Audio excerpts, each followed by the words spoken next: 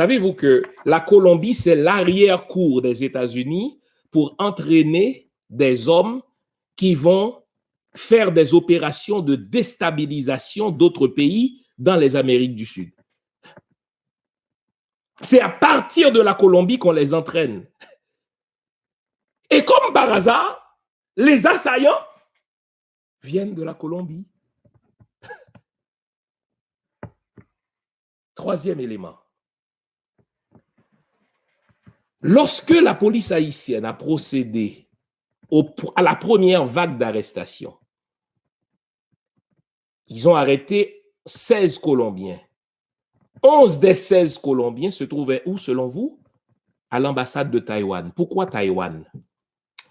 En Asie, Taïwan, c'est le protégé des États-Unis. Les États-Unis sont le grand frère de Taïwan. Au fait, Taïwan, en matière de géopolitique, c'est la vitrine des États-Unis en Asie. Les États-Unis se sont servis du Taïwan pour montrer aux autres pays, dans le contexte de la guerre froide, voici ce qu'on peut faire d'un pays lorsqu'il se soumet à notre leadership. On va en faire un petit bijou. C'est tellement vrai. Pour ceux qui connaissent l'histoire, mais en particulier l'histoire politique de ce pays, lorsqu'en 90, le père Jean-Bertrand Aristide faisait campagne pour devenir président en face de Marc Bazin, le candidat des Américains qui lui-même faisait campagne aussi, il utilisait l'expression la taïwanisation d'Haïti. C'est un clin d'œil qu'il faisait aux Américains. Lorsqu'on lui demandait quel est son plan pour Haïti, il disait, moi, je veux faire d'Haïti un petit Taïwan. Je veux la taïwanisation d'Haïti. Ça veut dire, je vais m'entendre avec les Américains pour qu'on introduise, comme à Taïwan, des manufactures des Américains. On va transformer Haïti en un petit Taïwan pour faire d'Haïti une vitrine dans les Caraïbes, comme Taïwan est devenu une vitrine du système américain en Asie. Maintenant, vous avez un commando qui vient de commettre l'irréparable, assassiner un président, foutre 4 balles à une première dame, et puis 11 d'entre eux se sont retrouvés à la même ambassade. Où est l'intelligence là-dedans? Il est plus facile de rejoindre 11 personnes que de rejoindre une personne. Qui leur a demandé d'aller à l'ambassade de Taïwan? Qui leur a donné la garantie? Le commando qui est entré chez le président, on a le voice, il a utilisé un mégaphone. Le voice a été enregistré. Et suivez-moi bien, un jour, on aura les films de ça. Hein? Qui leur a donné la garantie que même s'ils utilisent des electronic devices, même s'ils utilisent des outils électroniques, on ne s'inquiétera pas. De toute manière, l'État haïtien ne dispose pas de la technologie pour retracer ces informations-là. Ils se sont retrouvés tous à l'ambassade du Taïwan et c'est à l'ambassade du Taïwan que la police haïtienne est allée les cueillir. Qui a donné l'information à la police haïtienne? OK. Reprenons le film dès le début. Posons quelques questions. La police haïtienne n'avait pas suffisamment d'informations ou avait 0 information pour savoir que sur son territoire, il y avait 26 Colombiens.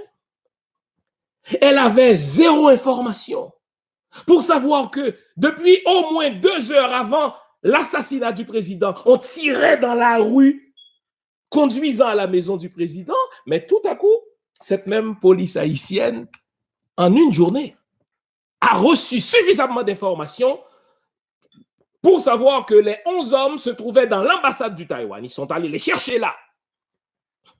Ils savaient que l'assassinat a été perpétré par 26 et non 27. Ils savaient que c'était des Colombiens et non des Zimbabwéens, mettons. C'est qu'il y a quelqu'un qui programmait tout ça et qui avait dit au cas où la population haïtienne commençait à poser des questions, on va livrer ces gens-là. Dans le langage des opérations secrètes, on appelle ça des snitch. Vous vous souvenez, dans mon dernier live, je vous avais dit, les gens qu'on est en train d'arrêter, c'est des truands, c'est des repris de justice, c'est des gens qui faisaient de la prison. Vous voyez que j'avais la vérité, hein? Vous avez entendu. Le ministre des Affaires étrangères ou de la Défense de la Colombie a dit effectivement, parmi les hommes qui sont entrés en Haïti, il y en a quelques-uns qui ont fait de la prison chez nous, qu'on est allé chercher en prison. Petite question au ministre. Quelqu'un qui est en prison ne détient pas de passeport. Quand on vous amène en prison, on vous demande de remettre votre passeport. Qui les a fait sortir de prison? Un, qui leur a donné un passeport pour qu'ils puissent prendre l'avion. Deux, on apprend qu'ils sont passés par la République dominicaine. Waouh!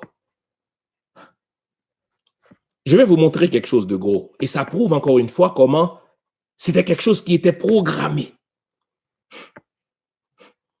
J'aime tellement la politique étrangère que j'apprends, et j'ai étudié aussi là-dedans, j'apprends le comportement conventionnel. Normalement, quand quelque chose comme ça vient de se passer et qu'il y a un ressortissant étranger qui est pris dedans, il y a une phrase conventionnelle. Un ministre ne va jamais donner une conférence de presse sur le sujet. S'il y a une conférence de presse qui était programmée et qu'un journaliste tatillon décide de poser la question, la formule consacrée, c'est de dire la situation est préoccupante, je n'ai pas suffisamment d'informations, je vais attendre d'autres informations avant de commenter. Le ministre là colombien, dans la matinée même où le président était assassiné, assumait le fait que les assaillants étaient des Colombiens. Qu'est-ce qu'il cherchait à cacher? Un ministre colombien qui assume sans preuve que, effectivement, tous les assaillants sont des Colombiens, sans demander plus d'informations, qui commençaient par dire voici qui ils étaient, c'est que on lui avait écrit un script.